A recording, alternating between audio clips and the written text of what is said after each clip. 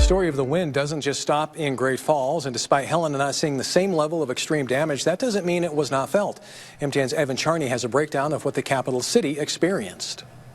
As you can see, the city of Helena is seeing some damage from the most recent windstorm this past weekend. Crews were out this morning cleaning up some of those downed branches. When we have these sustained winds of 50, 60, 70 miles an hour, that definitely takes a toll. Sunday's wind event saw gusts up to 61 miles an hour, with other parts of Montana seeing even higher speeds and more severe damage. Officials say compared to December's destructive storm, there weren't nearly as many calls, making it easier to manage. The city has measures in place to help try to limit major damage. You know, we run a pretty aggressive, proactive pruning program, which, you know, really helps to mitigate storm damage and things like that. Officials say they keep a closer eye on the weaker trees, as they're more likely to be impacted by weather events. Some of those weaker trees include younger, more recently planted trees, as well as specific species like green ash.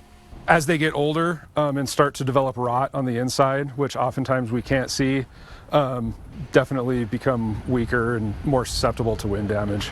Lewis and Clark County Emergency Services says there may be unseen damage from past wind events, and winds are expected to continue later this week and could reach speeds of up to 80 miles an hour. People should prepare ahead if they can, like checking their trees and structures for damage. Look for signs of stress like cracks or if their tree has more lean than the past, and making sure their home items are secured. Flag things that you think might be a hazard, or if you can, just remove them, strap them down, put some weight on something, things along those lines. Anything to keep the flying debris to a minimum. Any downed trees you spot can be reported using the My Helena app, as Parks and Recreation does their best to keep as many trees in the ground and healthy. We're working hard to make sure that we have trees to enjoy for future generations. In Helena, Evan Charney, MTN News.